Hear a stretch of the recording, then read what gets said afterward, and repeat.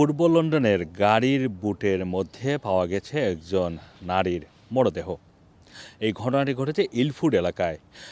Police জানিয়েছে যে গত সপ্তাহে লন্ডন থেকে প্রায় ১০০ মাইলের উপরের দূরের একটি শহর করবিতে একজন নারী নিখোঁজ হন। সেই নিখোঁজ নারীর ব্যাপারে তার পরিবার যখন পুলিশের কাছে রিপোর্ট করে, তারপর তারা তদন্ত করে শেষ পর্যন্ত ইলফুড এলাকার একটি গাড়ির বুট থেকে তার মরদেহ উদ্ধার করা হয় এবং ধারণা করা হচ্ছে, পুলিশ যেটা বলছে, যে এটি একটি টার্গেটেড ইনসিডেন্ট। মানে এই মহিলাকে একেবারে টার্গেট করে অপহরণ করে এই হত্যাটি হতে পারে বলে পুলিশ জানিয়েছে।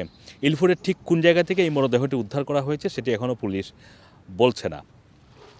এদিকে আপনারা জানেন যে এই মরদেহ পাওয়ার ঘটনাটি ব্রিটিশ গণমাধ্যমে বেশ গুরুত্বের সাথে ছাপা হলেও পুলিশের বক্তব্য এখন পর্যন্ত দেওয়া হয়নি। পুলিশ কোনো পূর্ণাঙ্গ বক্তব্য দেয়নি এবং মহিলাটির আইডেন্টিটি, মানে তার পরিচয় এখন পর্যন্ত প্রকাশ করেনি, তার নামও প্রকাশ করেনি, তার বয়সও প্রকাশ করেনি। এবং এমনকি ইলফুডে কোন এলাকা থেকে এই মরদেহটি উদ্ধার করা হয়েছে সেটিও পুলিশ এখন পর্যন্ত বিস্তারিতভাবে বলেনি। তবে পুলিশের পক্ষ থেকে একটি তথ্য বলা হচ্ছে যে কেউ যদি এই মৃত্যু সম্পর্কে কোনো বিস্তারিত তথ্য জেনে থাকেন তাহলে পুলিশকে জানানোর অনুরোধও পুলিশের পক্ষ থেকে করা হয়েছে। এই যেই মহিলাটি নিখোঁজ হয়েছেন তিনি করবির বাসিন্দা বলে। করবি একটি শহর, আপনারা জানেন যে নর্দাম্পটনশায়ারের একটি শহর, এবং সেই শহরের বাসিন্দা। তিনি হঠাৎ করেই গত এক সপ্তাহ ধরে নিখোঁজ হয়ে যান।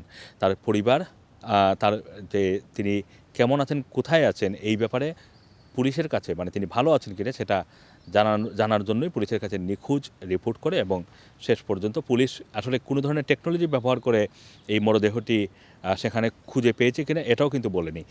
কিভাবে আসলে একটি গাড়ির বুট থেকে এই মরদেহটি উদ্ধার হয়েছে সেটিও কিন্তু এখনও পুলিশের কোনো স্টেটমেন্ট থেকে আসেনি।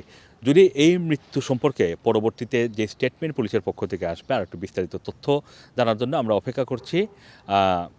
আশা করব যে বার্কিং অ্যান্ড ডেগেনহাম যেই পুলিশের ইউনিট রয়েছে তারা কিছু সময়ের মধ্যেই, হয়তো আজকে রাতের মধ্যেই আরেকটি আপডেট দিবে। আমরা আপডেট পেলে আমরা আপনাদেরকে আবারও জানিয়ে দেব। Assam Masum, Rana TV, London.